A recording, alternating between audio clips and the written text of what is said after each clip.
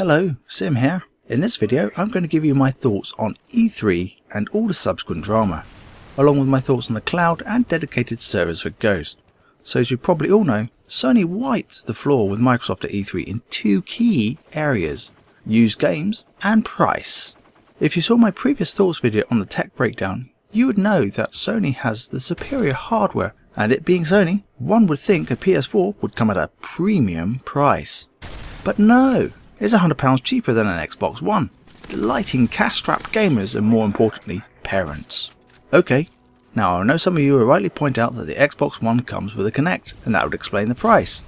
So the PS4 does not come with the iToy, but the Kinect is a mandatory device. In other words, it must always be plugged into your Xbox for you to use it. Unplug it, you can't use your Xbox. Simple as that. There, of course, are privacy concerns about this, since it contains a mic and camera. And we've got the whole NSA thing going on in the press at this point in time, along with Microsoft admitting that it's complied with NSA requests. So, how paranoid are you? And is that going to affect you in your decision making process? Is Wii style of social gaming really that critical to hardcore gamers? I don't think so. For most hardcore gamers, you just need a console, the controller, and a game. Microsoft was going down a very restrictive DRM route, in other words, no renting, lending or reselling of your games like you've always done. If you want to go and do that, buy an Xbox 360. It's an offline device. That is what Microsoft was saying for a few days afterwards, and they were taking up the mickey on YouTube. Don't forget you had to reconnect every 24 hours for your game to be reauthorized. Thankfully, sanity prevailed. Okay, not really. It was more likely that Microsoft saw the big losses in their pre-order sales where everybody went, okay, here we come PS4, and Microsoft responded. So, just like they brought back the start button for Windows 8, although not as we know it, because hey, Microsoft, it's a PC, not a tablet, right? Well, has Microsoft in general lost their way? What do you think? Let me know in the comments. I can see at some point Microsoft making their Kinect an optional device, so let's see what happens. So, what other developments have there been post E3? Wow, Sony's new PS4 controller has inverted the triggers, presumably to entice Xbox gamers over to the dark side. In other words, the L2 and R2 shoulder buttons are the ones you're going to use to aim and shoot, not the top trigger buttons. Well, if you've already got a gaming headset, it ain't going to work with the Xbox One, as they have a new proprietary interface, so you're going to have to dosh out more money. And Sony's PS4 has an old-fashioned wired cell phone, single earpiece and mic. It's just laughable and really disappointing. Seriously, just ditch it and sell an optional headset that's reasonably decent, will you, Sony? Now, I understand that the current Bluetooth headsets and gaming headsets will still work with the PS4, so that's good news at least. At present, I personally don't own a gaming headset, so I'm likely to wait until a gaming headset that's compatible with both consoles arrives on the market. And those of us that do YouTube, who use component RGB cables like myself, are going to have to buy new HD PVRs. Now I'd expect both consoles to protect the HDMI feed when watching movies, like Blu-ray for example, but have it unlocked when playing games so we can YouTube etc. If they don't do that, then they're going to kill their console. PARG have confirmed that their HD PVR2 will work with the new consoles. So that's good news for those who already own one. Let's now move on to the cloud. The cloud is a dedicated server farm to support gaming profiles and their associated media, such as game saves, music, movies, avatars and alike. Now the cloud will also support what is known as cloud compute. What does this mean?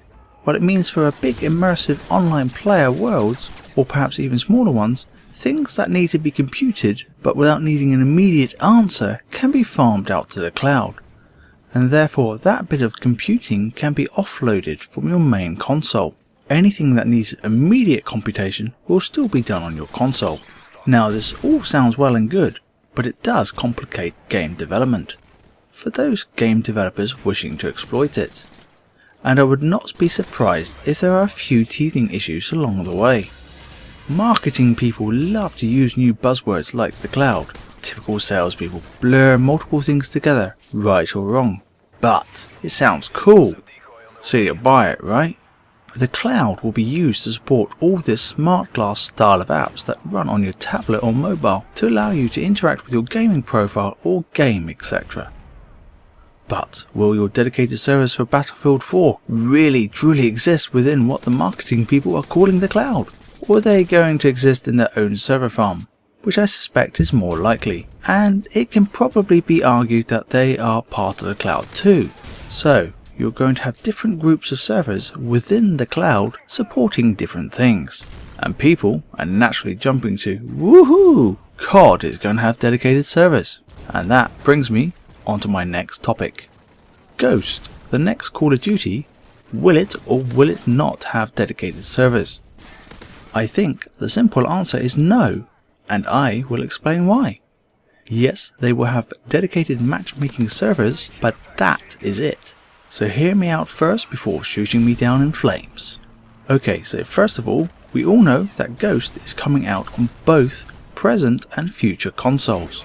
And we also know that Drifter has spoken to the CoD developers about the next version of lag compensation, where it tries to work out the network topology, presumably the number of network hops between players, average speed, latency, etc. to make it a better experience. So why else do I think it will remain peer-to-peer? Simple. The game is coming out on the PS3, PS4, Xbox 360, Xbox One, and don't forget the PC. From a software development point of view, that means the game developer has to maintain 5 sets of code. Now, as always, cost plays a large factor. So to reduce that cost, you want to keep as much common code between them as possible and just have the low-level stuff to be the variant between them. Since neither the current PlayStation network or the Xbox Live networks have this cloud capability, we can rule that out. And it is unlikely that Activision will splurge a load of money on dedicated servers for 5 networks. Don't forget the PC. Yes, the new consoles will be running on new networks. To the gamer, they may appear to be the same, but they won't be. For this reason, I believe we will not have dedicated servers for CoD. So, for my final thoughts, what am I getting? The PS4, of course, and yes, I have pre-ordered it. Will I get an Xbox One? Maybe. But not straight away, perhaps 3 to 4 months down the line when the first DLC comes out for CoD.